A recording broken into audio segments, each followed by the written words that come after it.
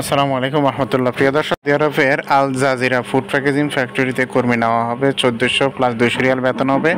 Duty 8 ঘন্টা। থাকা company, খাওয়া নিজ, খরচ হবে 4,80,000 টাকা। 1 টাকাও অগ্রিম দিতে হবে না। পাসপোর্ট, ছবি, এনআইডি কার্ড আর হলো 20,000 টাকা মেডিকেল ফি নিয়ে চলে আসুন আমাদের অফিসে। ডাইরেক্ট মেডিকেল কন্ট্যাক্ট মেডিকেলে দেওয়া হবে যাতে 100% ফিট হন। সৌদি আরবের একবার আনফিট হলে আপনার কখনোই যেতে পারবেন না।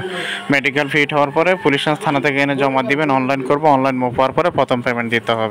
দ্বিতীয় দেওয়ার পেমেন্ট দেবেন এম্বাসি ফিঙ্গারপ্রিন্ট করার পরে, আর বাকিটা হলো ফ্লাইটের সময়। অনলাইন মুভ হওয়ার পরে দিতে হবে আপনার 2 লক্ষ টাকা।